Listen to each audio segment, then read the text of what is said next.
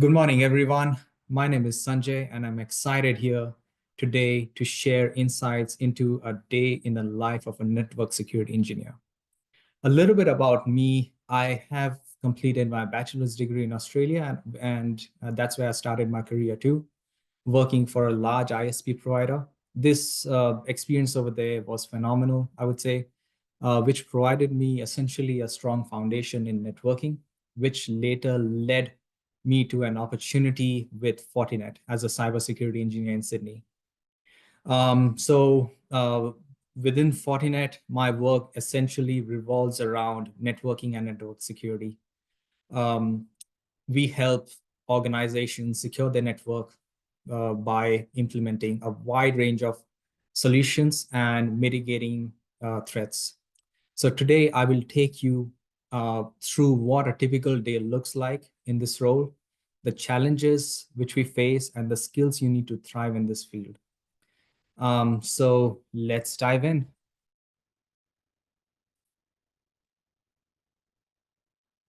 So what is network security engineering? And also, we would look into the different aspects of modern threats and the role of network security in this slide.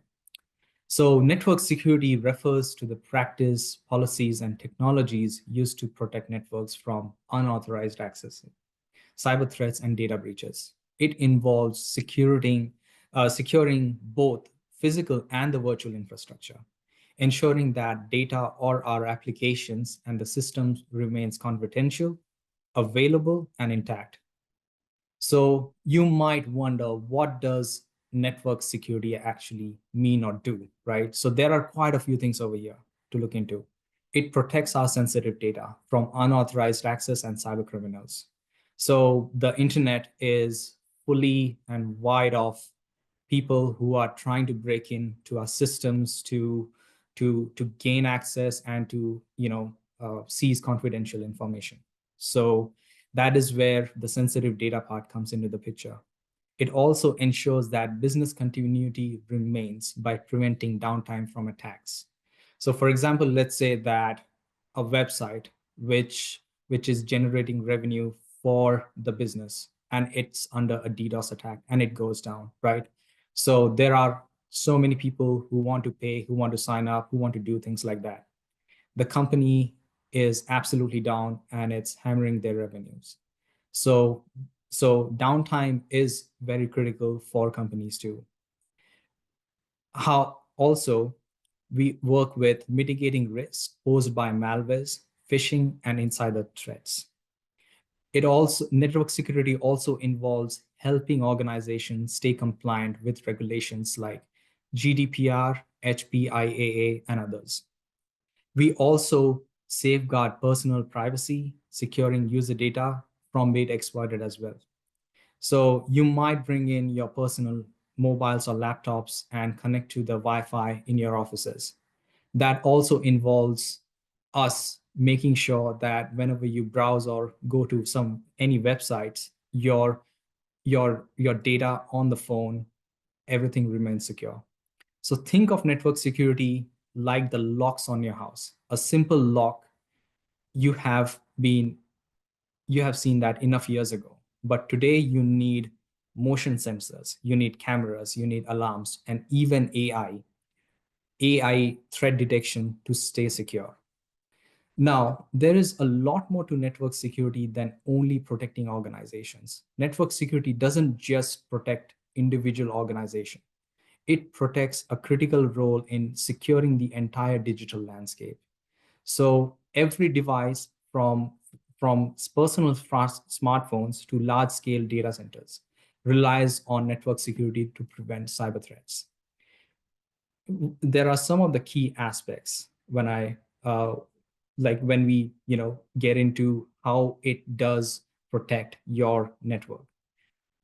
There is firewalls and intrusion prevention systems. Now, firewalls, they act as a first line of defense against cyber threats. Firewalls are one of the most important devices in a network because they are the demarcation point, you can say, from where you would be connecting your internet connection from, which is most of the time how the networks are set up. There is encryption and VPNs. Data should be protected in transit as well. So ensuring secure communication between users and services is essential. Now we have zero trust security as well, which is the modern day approach, ensuring that no devices are trusted automatically. There is threat intelligence. Now, it uses the real-time updates to recognize and respond to the cyber threats. So for example, the new generation firewalls connects to a threat intelligence server to update itself in real time and protect against the latest threats. So why does all of this matter? Because without a strong network security, cyber attacks like ransomware, DDoS attacks, and data breaches could cripple any business, government, and even personal user. A single security compromise or a failure can affect millions of users globally. Now, there is a third aspect to it, which is the modern day threats and how they have evolved. You might also think about why network security has become more critical over the years. Now, cybersecurity landscape isn't just what it was 5 or even 2 years ago. Attackers have become a lot more smarter, and organizations need better strategies and strong defenses. So let's say if we go back, 20 years ago, right, or 25 years ago, if you uh, like if you remember, you'll still see that there were very simple passwords, and you just have to, like it was just the systems were only protected using passwords, right? Now with the rise of malicious activities, especially after the 2000s, from what at least I have observed, firewalls and signature based antiviruses had become more common. So there was some security protection because there was a rise in a lot of malicious activities. The adversaries were becoming a lot more cleverer.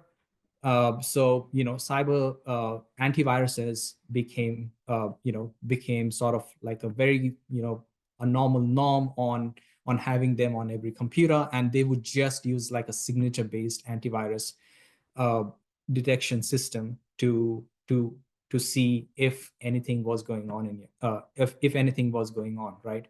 But now coming to the present day, now we have cyber criminals who are using AI powered automated you know attacks, social engineering techniques. You might have heard a lot of bigger breaches which come through social engineering techniques, which is baiting a user or a person into giving up their confidential information so that the attacker can get access to their systems. And also zero-day exploits, where the companies do not have any defenses for something like a attacker can easily get access to. So the companies or the organizations, they have to patch or come up with something very quickly to sort of band-aid over that exploit. So let me give you some modern day examples of threats, right? There is advanced persistence threats, which is highly sophisticated, and these are long-term attacks targeting governments and enterprises. We have got ransomware. Well, ransomware, these are malicious softwares that encrypt files and demands payments for decryption. There is supply chain attacks too, right? So let's say that a third party vendor gets compromised and the attacker is able to access and infiltrate multiple organizations using, like just by compromising that one vendor. And coming to the age of AI, we have AI-based cyber attacks as well, that hackers are using machine learning to craft really intelligent attacks, which were never seen before. So in a way, you can just know that how these things have progressed and how sophisticated the attacks are becoming and how faster the adversaries can penetrate into a network. So now network security is not just important, it has become essential for any for any companies, organizations, or any networking landscape to survive. There has been a steep rise in remote work as well, and especially after the pandemic. And cloud company computing has increased the attack surfaces.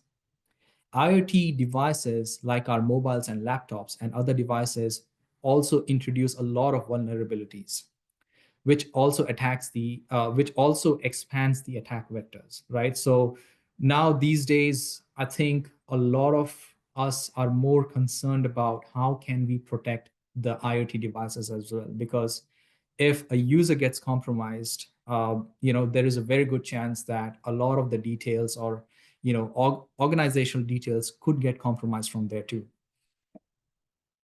Now, now cyber criminals have become more sophisticated, using AI and automation to breach systems faster than ever. Therefore, it is an essential that organizations must shift from a reactive to a proactive security strategy.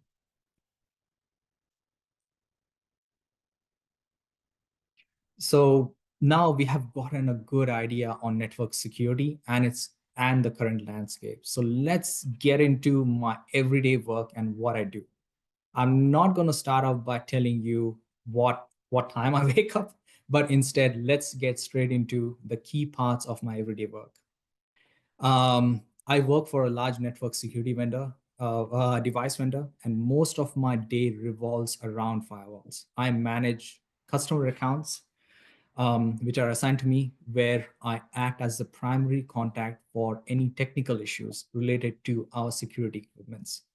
That means troubleshooting, fine-tuning their configuration, providing event design assistance, and ensuring everything runs smoothly at the end of the day.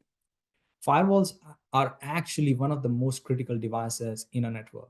Nearly all traffic, especially anything heading out to the internet, is filtered through a firewall.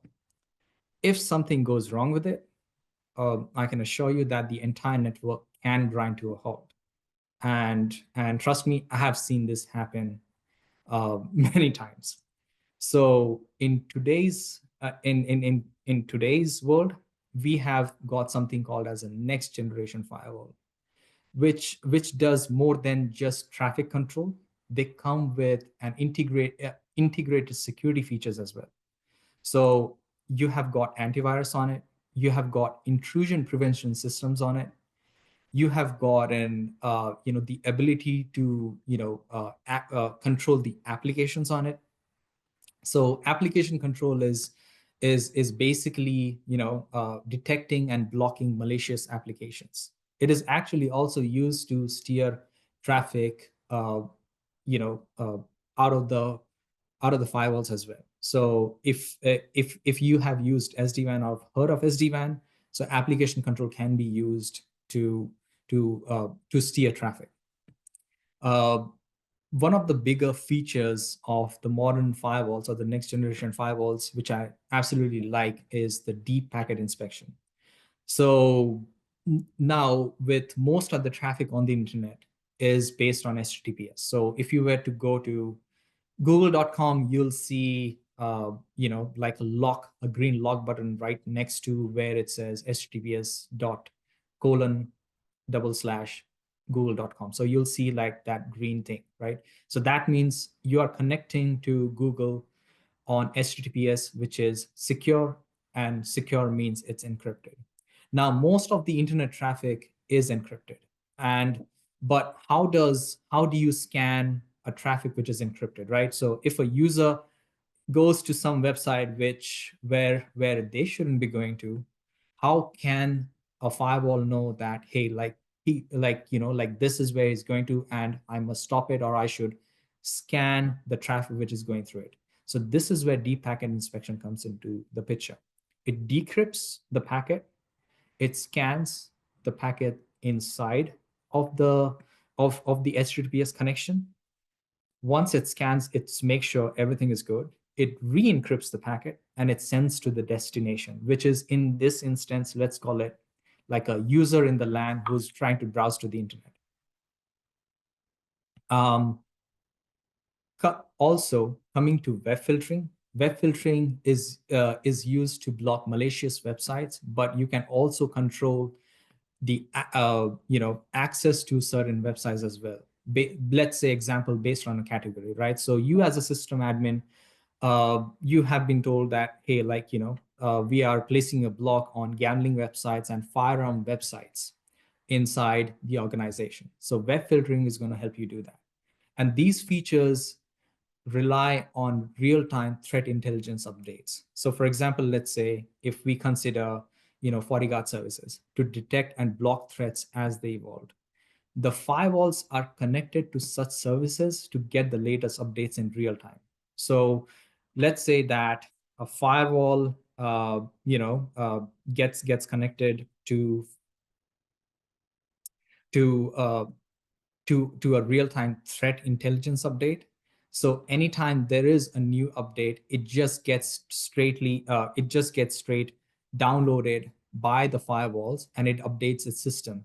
So let's say that a new IPS signature came in, right? So anytime now the firewall is trying to sort of like scan through it, it is obviously going to check for that new, the new threat which is there. So this is pretty much in real time, and this is extremely good for blocking or mitigating any sort of threats.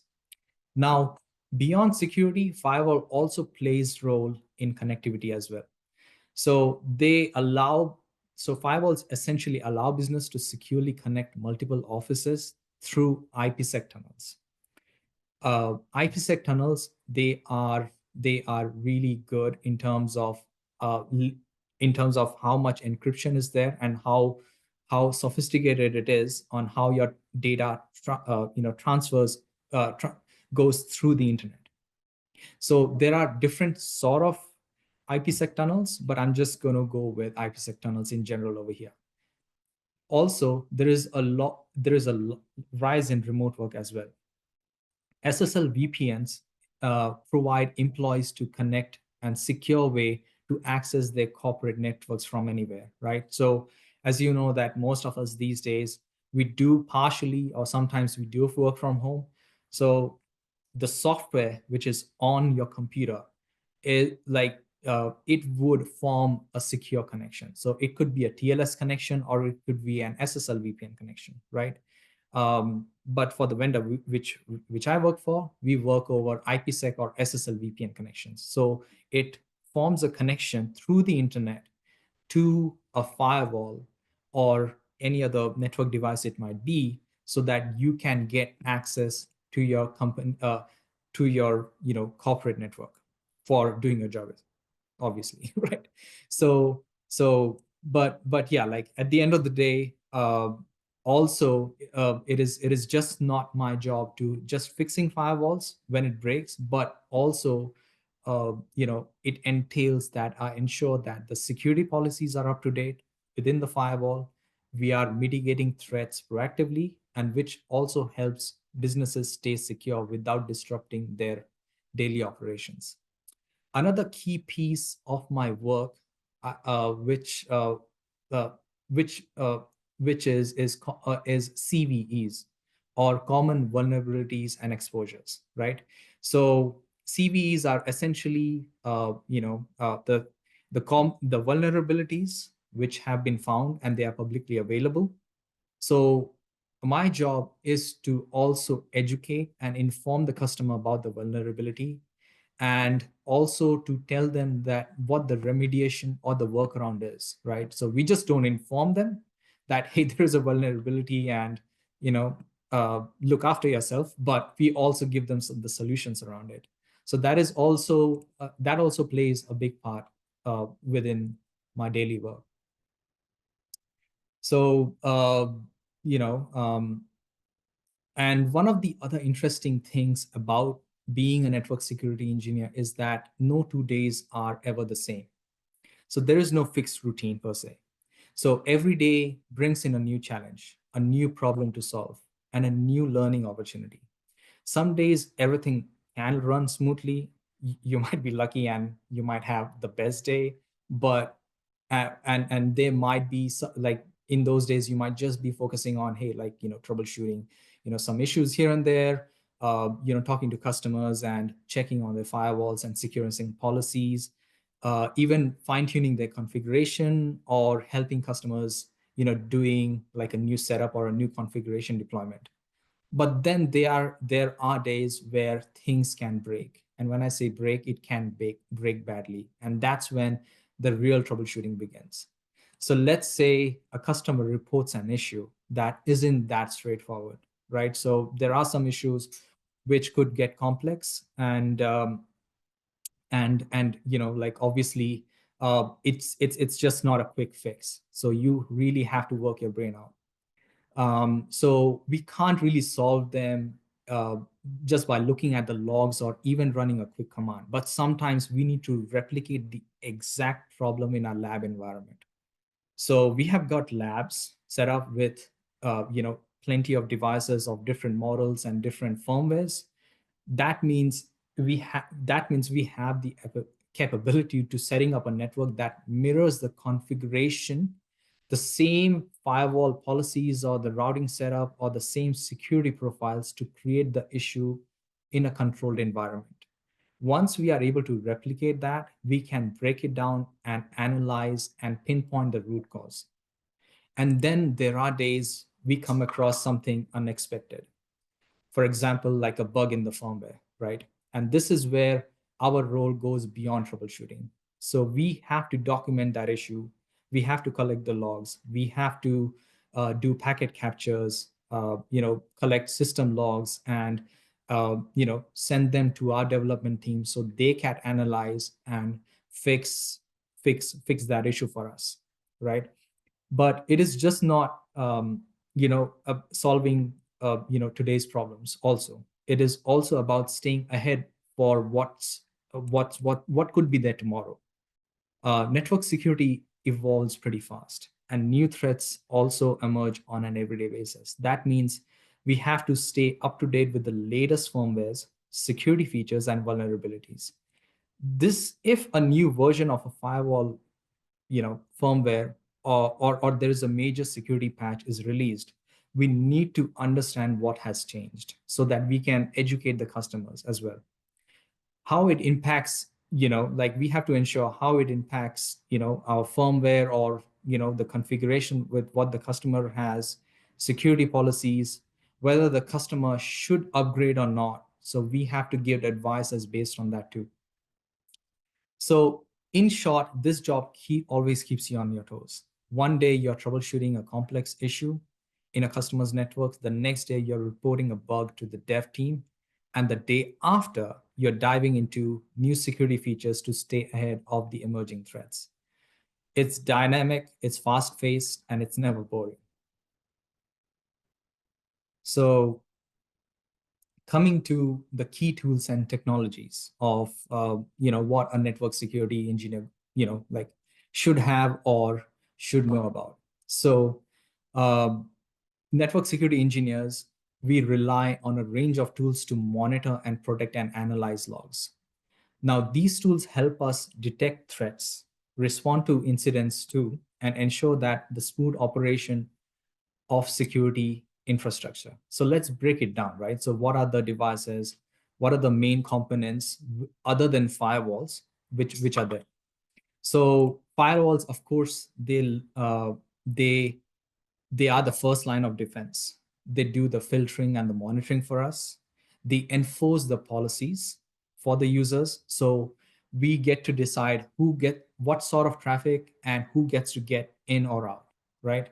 So that's just a firewall for us, right? But there are other systems and devices too. For example, intrusion detection systems.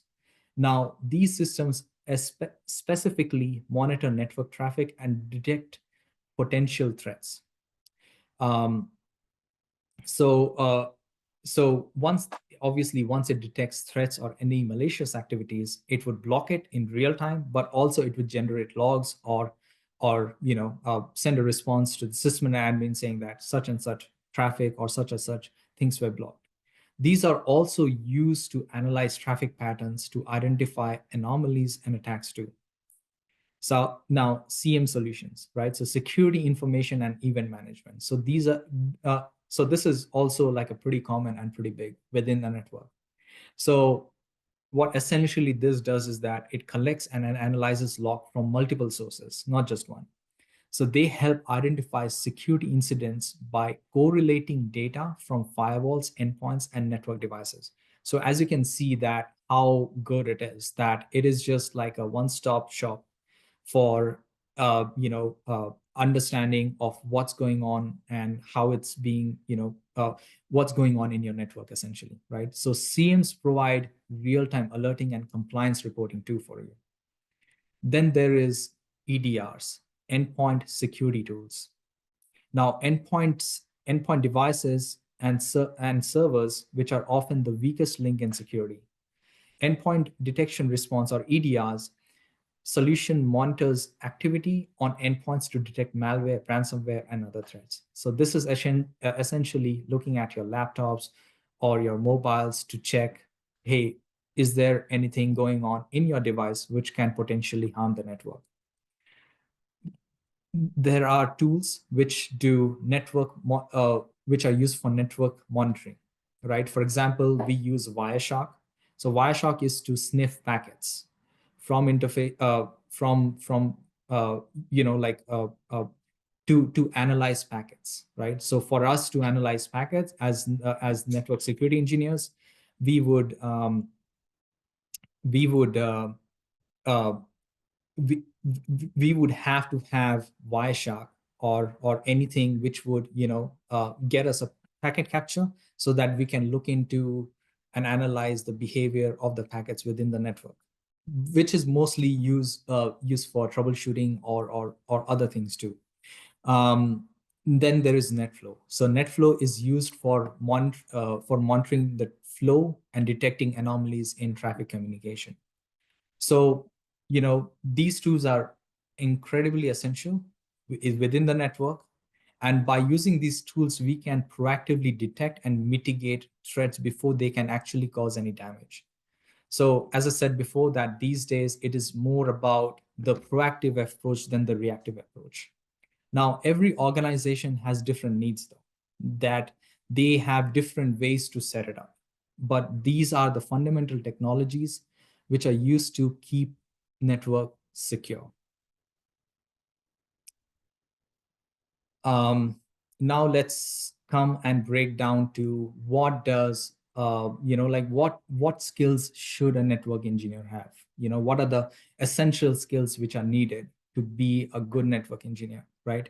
So first of all, there is the technical skills. So we like a good network engineer should strive to learn as much as they can, and be as effective at their work, right? So a solid foundation, I would say, the most solid foundation lies in networking, right? So this means that you understand routing, switching, the OSI model, and also have an understanding of how you can go about doing some troubleshooting as well.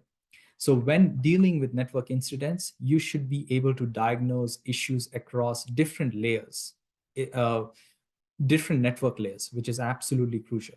So you need to know how the traffic moves through the network and where the potential vulnerabilities could be. But sometimes these things can only come with experience as well. So for example, let's say that if an organization reports that users cannot secure a web application, so you might think that, hey, like, is it, is there something, like, is there a routing issue? Is there like a device which is dropping the packets? Is there a firewall which is not aligned with how the policies should take place, right? Or is it like a deeper security threat? So troubleshooting keeps skills help pinpoint and resolve issues, very quickly, right? Then there is the analytical skills, right? So uh, being a network security engineer isn't just about configuring firewalls. It is also about analyzing logs and debugging issues and detecting threats. Logs provide critical insights into a network into the network activity, whether it's identifying an unauthorized access or any sort of malicious traffic gets in and out, right?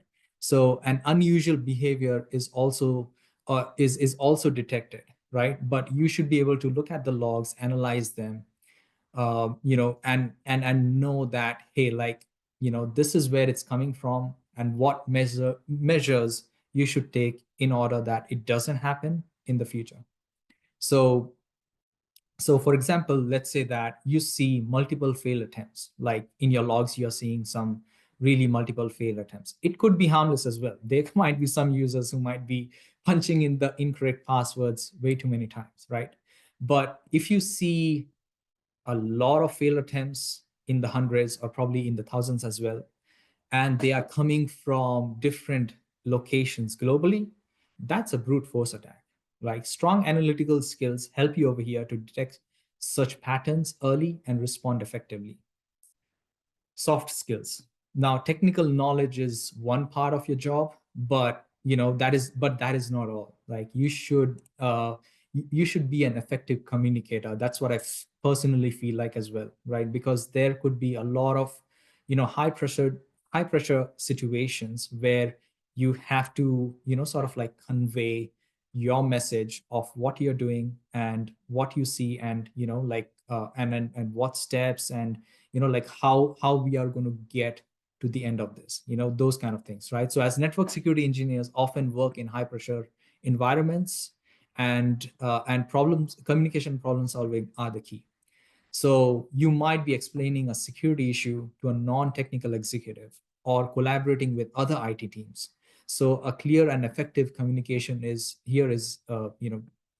extremely critical, right? One other thing is adaptability is important, because no 2 days in security are the same, as you need to handle incidents as they rise. So for example, let's say that if there is a major security breach which happens at 3 a.m. and engineers need to communicate effectively with the response team and the IT leadership. So, and also you sometimes you do have to talk to the external vendors as well. So, you have to remain calm. You have to take the pressure in, but you also have to do your work and communicate well. The last point, which is, probably, like really at the top, is continuous learning. Like, cybersecurity is constantly evolving. There are new threats emerging every day. And to stay ahead, us network security engineers, we have to constantly learn about the new attack methods and security technologies as well, right? Also, the industry trends and the best practices do change. So you have to, keep pace with that. So certifications, I think, are one of the best ways where you can keep yourself updated. So there are, like, different vendors have got different certifications. Um so yeah so so yeah just keep yourself updated, like, give those exams, and yeah, like, so that people also recognize that, hey, like, you know your stuff and you are recognized in your field as well. Um so so yeah so let's move to the last bit of our presentation. So let's do a recap today of what we learned. So today we covered what it means to be a network security engineer, but also we learned about the daily responsibilities, the tools which we use, and also the challenges which we face. We also discussed on the importance of firewalls and the evolving nature of cyber threats and the skills needed for us to succeed in this field, essentially. So there are some things which are truly, truly important to becoming a network security engineer is the continuous learning, which I hold of very high importance. Network security is not just a one-time learning process; it's a continuous journey. So new technologies and new threats emerge, the best way to stay ahead is to uh, you know uh, uh, be continuously be updated and gaining hands-on experience, but also pursuing certifications that validate your skills, right? uh, and networking and collaboration also goes a long way. So cybersecurity or network security, I would say, is a team effort, and being a part of a strong professional network is invaluable. Engage in, I would strongly recommend in engaging in cybersecurity communities, like we have SANS over here. And also you would find great communities within LinkedIn too, which I really found them to be helpful. And I do follow cybersecurity experts out there, where and then even some of my colleagues. So they're pretty good. They give out, like what they have learned or what updates they see in our field. So so learning from peers also does help a lot, right? So yeah, so this has been my presentation, and I hope you enjoyed it, and thank you for your patience. I hope this session gave you a good look into what it's like to be a network security engineer. And feel free to reach out if you have any questions and want to continue the conversation. Let's keep learning and growing together.